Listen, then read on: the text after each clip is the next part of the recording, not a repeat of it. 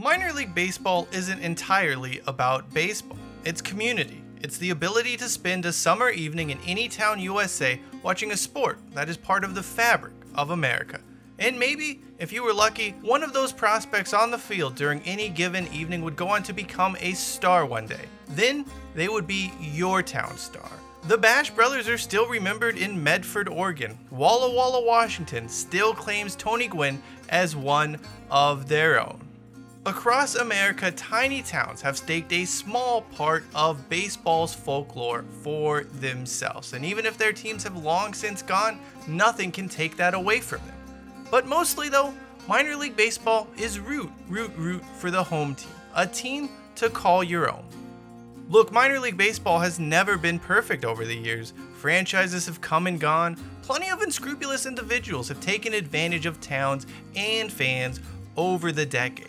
Despite that, America still loves it. With the minors having experienced a resurgence over the past 3 decades, baseball's ultimate conman got himself involved. Rob Manfred is doing what those old-time carnival grifters couldn't do: destroy minor league baseball. This series looks at how the sport went from America's last great carnival to an opportunistic con and what looks to be the eventual big boxification of the entire system. This is how the minor leagues were lost.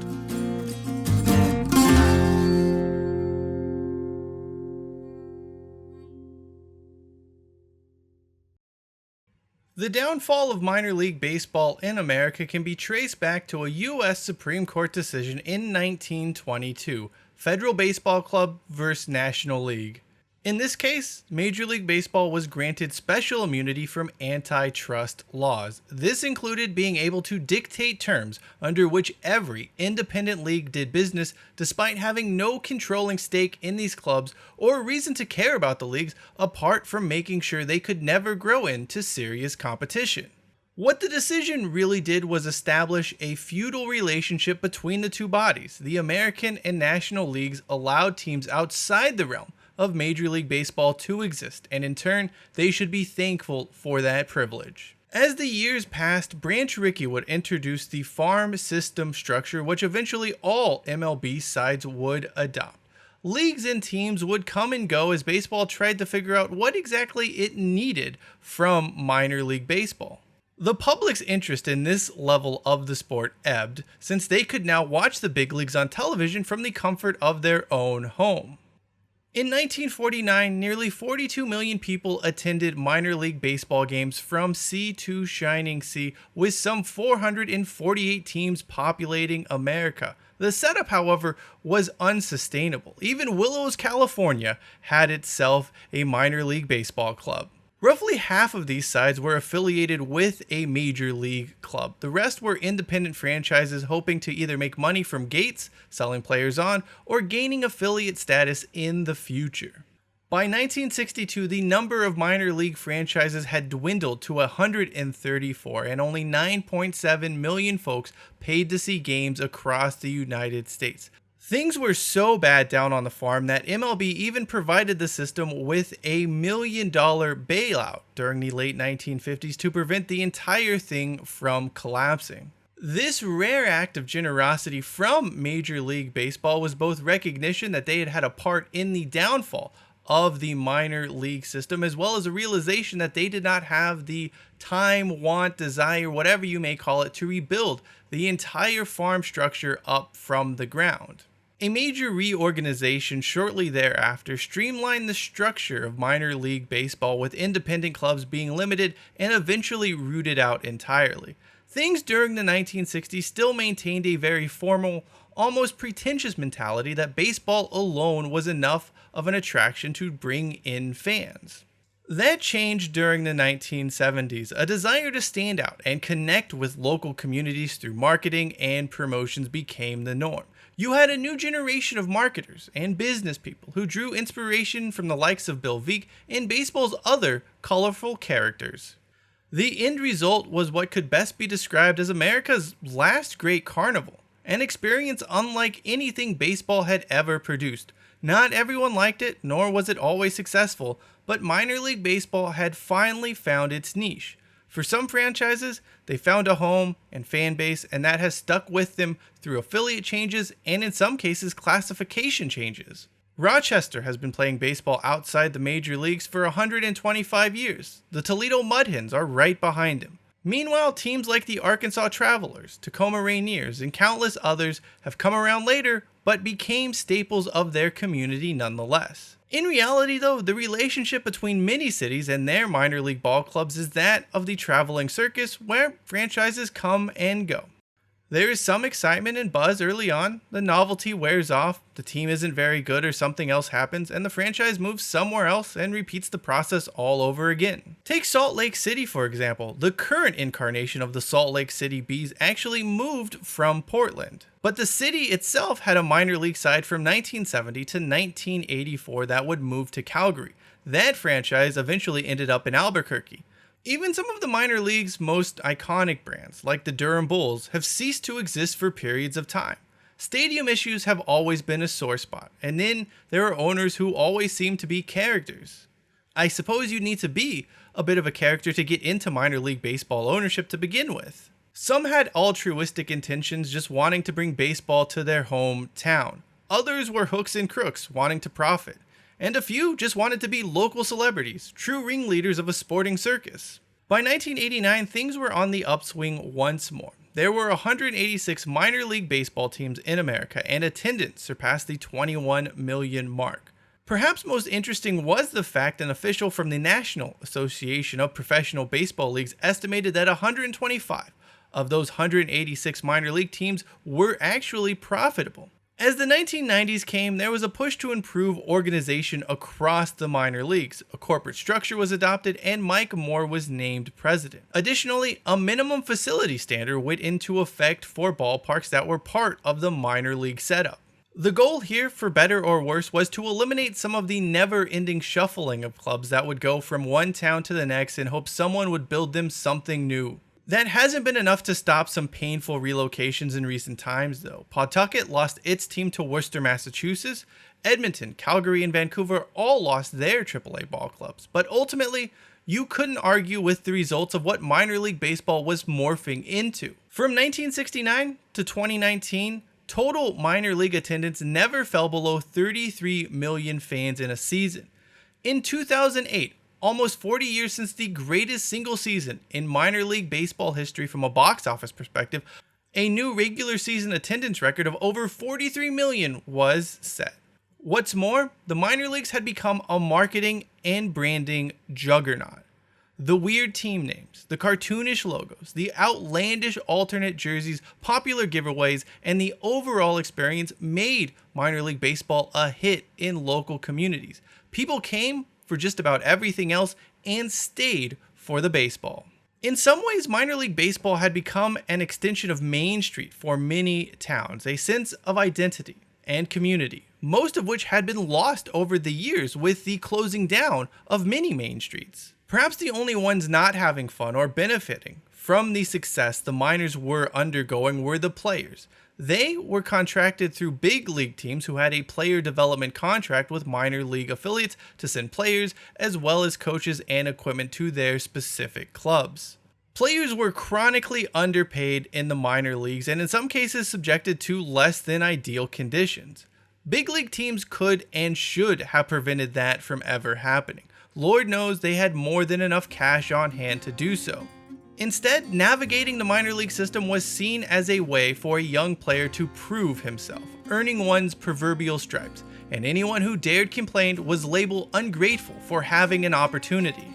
Facing increasingly disgruntled minor league players in the 2010s whose plight was being heard for the first time in many circles, newly appointed MLB Commissioner Rob Manfred began exploring his options. It was not, however, his most pressing challenge. With other issues needing to be addressed, an extension of the professional baseball agreement between the minors and Major League Baseball was signed in 2016. This arrangement extended through the 2020 season. For minor league owners, this was seen as an inevitability. It was the way it had been and was always going to be. For Manfred and MLB owners, it was a way to bide their time until they had a plan in place to impose their will on the entire minor league system in a way arguably not seen since that 1922 Supreme Court ruling. Having seen the minor leagues reach unprecedented heights across the country over the last 30 years or so, Rob Manfred was going to invoke the league's golden rule.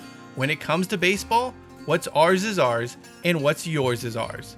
America's last great carnival was coming to an end simply because the MLB could end it, and they had an opportunistic con in place to do just that.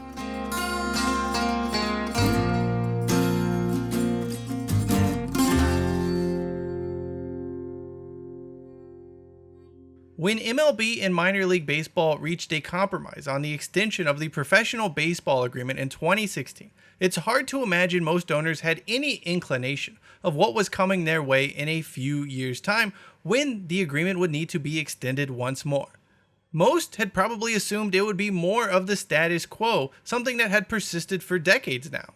Rob Manfred had other ideas, having been hit with a class action lawsuit from former minor league players that claimed they were paid less than minimum wage. He, along with baseball's owners, were working on phase 1 of a 2-part plan that would eliminate minor league baseball as the world knew it. Instead of simply giving minor leaguers a decent living wage, MLB wanted to make it legal for them to pay less than minimum wage. That brings us to the Save America's Pastime Act, a nonsensical bill that would have allowed minor league baseball to continue to pay minor league players whatever they felt like. To make this happen, the league actually opened a Washington, D.C. lobbying office. MLB's efforts were about as subtle and nuanced as a Rob Deere swing. Rob Manfred had Congresswoman Sherry Bustos of Illinois, along with Brett Guthrie of Kentucky, introduced what was dubbed as a bipartisan bill. Bustos, though, had significant ties to Major League Baseball, with her father, Gene Callahan, being the organization's first lobbyist. If that raised eyebrows, Manfred's reasoning for the bill caused jaws to drop. According to owners, paying minor league players minimum wage would cause teams across America to fold under the weight of operating costs. MLB also forced those minor league clubs to lobby on its behalf. It all sounded very scary. The problem was that minor league owners didn't pay players at all. MLB teams did. The entire scenario was a lie. Unsurprisingly, backlash to the legislation was swift and vocal, and Save America's Pastime Act was eventually withdrawn before ever being put up for a vote. It was gone, but certainly not forgotten. Behind the scenes, MLB spent more than $2.6 million to get the legislation passed by any means necessary. That led to some political dark arts, and in 2018, the bill magically passed without so much as a mention in any congressional meetings. It was buried in an omnibus federal spending bill. We are talking about page 1967 of a 2,300-page bill. It contained little to no information apart from the fact that it was acceptable for Major League Baseball franchises to not pay overtime, assuming players made minimum wage for 40 hours a work week. No one really knew where this item came from or why it was even in the spending bill to begin with. I suppose that is what handing over $2.6 million to lobbyists gets you. And given the fraught nature of spending bill negotiations in general, it seemed unlikely anyone in Congress wanted to go to bat for minor leaguers and risk the entire thing falling apart. There was some backlash once this became public knowledge, but by and large, MLB did not care. They just went back into the bunker from whence they came and started formulating phase 2 of their plan to eliminate minor league baseball, with players not needing to be paid anything even remotely resembling a fair wage. The owners and Rob Manfred turned their attention to taking over minor league baseball in its entirety. With leagues, teams, owners, and staff down on the farm, having worked diligently to build something stable and profitable, Major League Baseball wanted it for its own. Everyone expected talks between Major and Minor League Baseball over the next professional baseball agreement to be difficult. It was no secret that MLB wanted minor league stadiums to make noticeable upgrades in terms of player-related facilities. The real issue on this front was that no one from Major League Baseball would tell Minor League Baseball what exactly they wanted in terms of changes. Then, in the fall of 2019, MLB dropped a bombshell. It wanted to eliminate 42 minor league teams and change other franchises' classifications. Let's backtrack for a second here. A few months before this plan was unveiled, it had been secretly voted on by owners and approved by a final tally of 30-0. For MLB owners, this was the best of both worlds. It allowed them to shroud a blatant cash grab under the false pretense of player wellness. But where exactly did this idea come from before the vote? Turns out the entire plan was concocted by then Houston Astros general manager Jeff Luhnow, who presented it to Manfred. Of course, this is the same Jeff Luhnow who would go on to be banned from baseball a few months after the plans emerged publicly for empowering one of the sport's worst cheating scandals. Talks between the majors and minors went nowhere fast by the end of 2019. Minor League Baseball was still reeling from both the audacity of the plan as well as MLB's unwavering arrogance in the entire ordeal. Here's what an anonymous minor league owner told the New York Daily News' Bill Madden about negotiations. "I cannot believe the arrogance of these people. They don't care about lawsuits or anything. They think they're bulletproof. They've told us we're doing this and there's no discussion about it. And if you don't like it, we'll form our own minor leagues." That goes back to a sore point minor league baseball had from the beginning of negotiations. Every time minor league baseball asked Manfred what exactly the league wanted from clubs scheduled to be axed, there was never a clear answer. This was done very much on purpose. Major League Baseball was going to give none of those teams scheduled to be eliminated a chance to survive. By not telling them what they could do, there was no opportunity to do that thing. Things would only go bad from worse for minor league baseball in 2020 when the pandemic would wipe out everything. Sensing lower level owners would be desperate enough to keep their seat at the minor league table, Manfred stopped talks on a new professional baseball agreement altogether and instead focused on bringing all teams in the minor league pyramid under Major League Baseball's banner, complete with leadership by one of the league office's empty suits. There were to be no negotiations at all. Every last one of those 120 teams permitted to join the new minor league baseball setup were given an ultimatum. Sign this agreement and do exactly what we say or be removed entirely with no chance of ever being allowed back in. The final professional baseball agreement between minor league baseball and Major League Baseball expired on September 30th, 2020. And with that, minor league baseball died. A zombified version with generic titles like AAA West would emerge before Manfred and company could eventually land the rights to use the actual league names.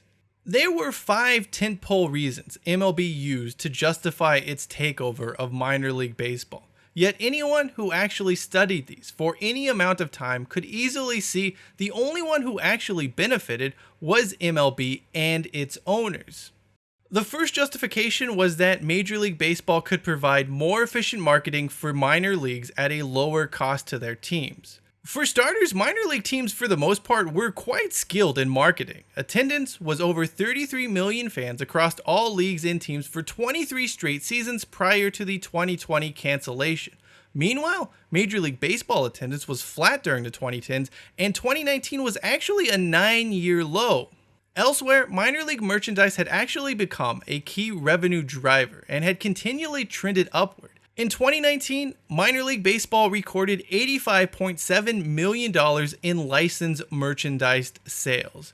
You do not accomplish that with inefficient or ineffective marketing in place. The only benefactor of this agreement would be Major League Baseball. Either minor league teams would have to pay them for marketing services rendered, or MLB would use their newfound pool of extra teams to negotiate better deals with their existing marketing vendors. Most shocking about this line of reasoning is the hubris of it all. While the major and minor leagues both involve baseball, they are wildly different entities where duplication of marketing services could actually be harmful.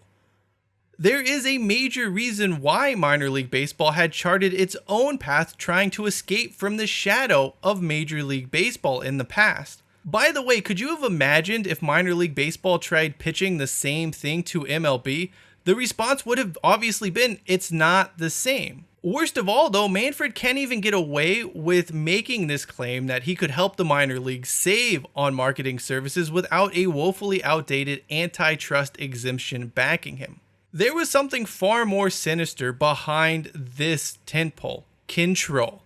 Major League Baseball would now be able to approve or reject anything a minor league team wanted to do in regard to marketing. The things that made minor league marketing so special, such as the timeliness of it all and the ability to embrace hot topics, would be crushed under the wheels of MLB bureaucracy. The second justification used by Major League Baseball to take over the minors was that it would allow them to pay higher salaries, since they would then have fewer players on payroll. The thing is, money was never ever the issue here. Teams could have easily paid their minor leaguers a living wage under the old setup. In an article on ESPN, Mina Kimes found that an extra $1 million per season per team would have doubled how much farm system players made throughout a single year. To put that in the context, the New York Mets paid $56 million to players not playing on their team in 2023. Rob Manfred makes $17.5 million annually, not to mention all the corporate perks like private jets he certainly doesn't have to pay for out of pocket. And to do what? To swindle some guy playing single A ball out of a few $1,000s extra a season? More importantly, if MLB wanted to pay higher salaries, why did they spend $2.6 million on Washington, D.C. lobbyists over a 2-year period to ensure they wouldn't be on the hook for overtime to its minor league players? Better yet, what about all of the cost savings to be realized through the previously mentioned more efficient marketing? Eliminating teams, and thus eliminating jobs, was a dirty accounting technique. The third reason MLB wanted to take over minor league baseball was that most players in the lower levels had no realistic chance of ever becoming major leaguers. While true to a certain degree, baseball has proven time and time again, you don't know what you don't know. Throughout the history of the sport, prospects who had no realistic chance of ever becoming major league players would actually go on to find a place in the show. But it has nothing to do with simply the players. There are also coaches, media personnel, all types of folks involved in the sport who got their start in the minor leagues. This, though, is something that comes up in part 3 of our story, so there's no need to delve too deeply into it right now. The fourth tentpole presented by Major League Baseball as to why it was taking over the minor leagues is that it would allow it to improve the quality of facilities in many minor league ballparks. In reality, MLB franchises had been free to purchase minor league teams and work directly with municipalities on doing this in the past, and a few had actually taken up that option. However, the real question here was, why did MLB need to take over the minors to implement this policy? They weren't going to pay for the upgrades themselves and could have easily negotiated a new list of facility standards into the next professional baseball agreement.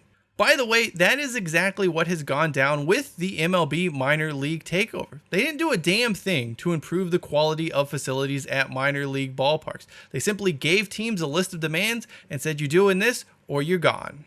The final piece of the puzzle as it relates to Major League Baseball taking over the minors was that it would allow it to implement geographical realignment, so it could reduce travel time and cost between minor league teams as well as their major league affiliates. While this was accomplished by and large, there are still some wild and curious exceptions that make little to no sense. Perhaps no decision was more head-scratching than Fresno's demotion from AAA to Single A, despite having built a AAA stadium that was newer than the one found in Sacramento, and a location that was closer to Oakland than Las Vegas, closer to Los Angeles than Salt Lake and Oklahoma City, and closer to San Diego than El Paso. There are reasons for those decisions having been made, but it simply is another example that no MLB franchise was going to be inconvenienced by minor league reorganization. If a team wanted to keep an affiliate, even if it flew in the face of the reducing travel time and cost reasoning, so be it. The impact would be pushed off onto the minor league teams, in this case Fresno. Sure, Major League Baseball threw some cash their way to try and make up for their troubles, but the Grizzlies owners were also pretty much threatened at gunpoint over the very existence of their team. Either take this money and willingly go to Single A, or fight us in court and get shut out of baseball entirely. That is because somehow, MLB kept its foot on the neck of all of those teams who weren't invited to the minor league party by ensuring all major independence leagues had MLB partner league affiliation. Even if they weren't directly involved, the forever watchful eye of Manfred and his cronies would be monitoring things, essentially now waiting to see if those independent leagues can build something of value worth stealing down the road. In the meantime, the entire sport of baseball has lost, not just in the sense of losing towns and teams and being a poorer place overall. There's been the loss of potential future stars, managers, staff, and fans. A loss at the grassroots level of the game where creativity and passion flourished. A loss of community. In part 3 of our series, we examine the lost world of baseball.